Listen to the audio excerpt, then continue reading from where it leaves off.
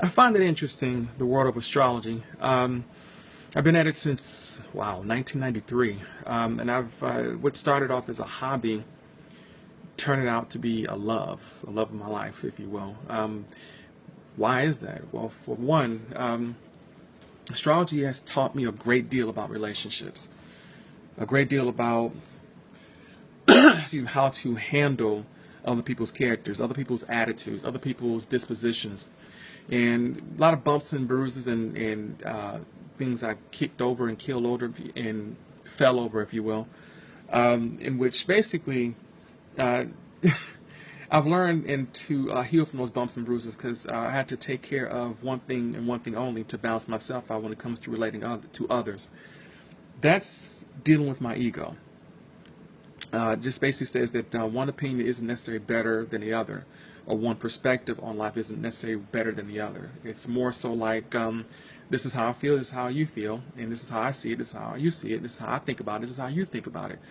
And there's nothing wrong with creating bridges from that. Even though those bridges may not come together immediately, over time we're in understanding, understanding, and overstanding that individual person, place, situation, what have you. You find out that, wow, that perspective they had is actually a quite intriguing one, and it allowed you to grow and allowed you to actually utilize it in different situations where you can actually, I guess for lack of a better phrase, come out on top. But back to astrology, the reason why I have such a love for it is because, well, like I said, because it gets you to understand people from the way their standpoint in life is about. And not to mention the duality factor, the how you have one form of one, how you have two signs basically that are, opposite of one another, like Aries to Libra, Taurus to Scorpio, let's see, Gemini to Sagittarius, Cancer to Capricorn, Leo to Aquarius, Virgo to Pisces. So it just kind of goes back and forth there. So it's by that I was pairing up basically all 12 signs. You have two signs, both of them have pretty much the same goal, but the way they go about it, that's what makes them unique, as far as that is concerned. Um, as far as that is concerned, you've got Aries basically, which pretty much goes a direct route more than anything else when it comes to achieving their goals. You want to best do something well, you got to do it yourself, that type of philosophy. Whereas Libra prefers to do it with a partner, not because they feel like they can't quote unquote do it on their own. They can and will do things on their own if they have to, but they prefer with a partner. Why does that is because basically Libra is just the scales. And by them being holding on one end of the spectrum as far as scale is concerned, they want somebody to have their own, weight, if you will, basically that balances things out that way. The crosswalk, if you will, not even the crosswalk, but more so the way that the rhythm, if you will actually, just take care of itself as far as that is concerned. Both are selfish, don't get me wrong. Aries is selfish when it comes to the self, but at the same time, that's what they do. And they're the ones that start spring.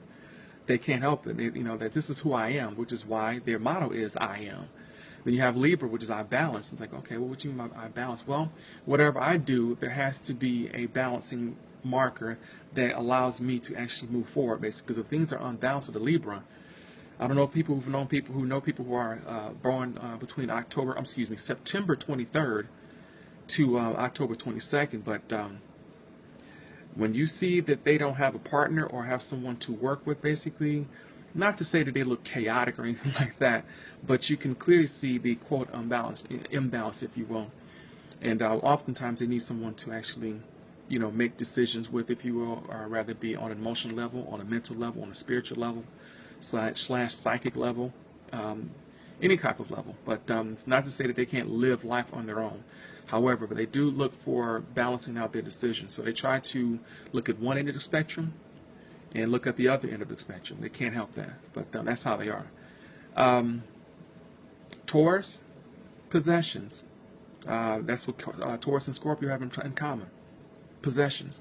Taurus is like to possess things of the outer, as far as material things. They like to possess the tasting of food, if you will, because they love food. There's three things they love: is food, sex, and money, of course. It's the things they love to possess because it's a very feel-good aspect of that. You know, they like to possess those things, although they can be kind of stubborn when it comes to getting rid of them and kind of moving forward to the next level, if you will.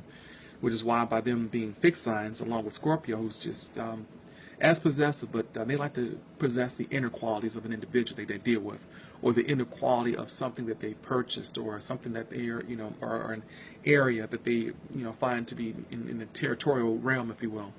But like I said, both of them are into possessions, but they go about possessions in a different way. Where Taurus is kind of comes right out with that they're willing to, if you will, pay for, to get that possession. They're willing to do things for that particular possession of a material realm.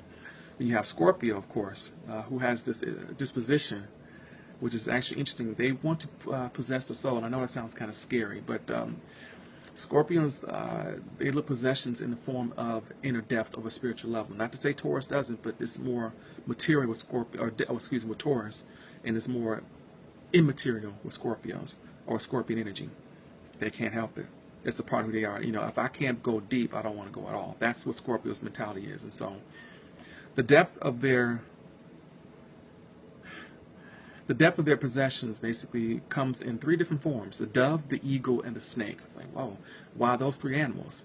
Well, when it comes to the dove, basically, the dove, of course, is a sweet nature part of Scorpions, which, quite frankly, I see that being people born between roughly around November the 1st or 2nd to like November the 10th or the 11th, around that range.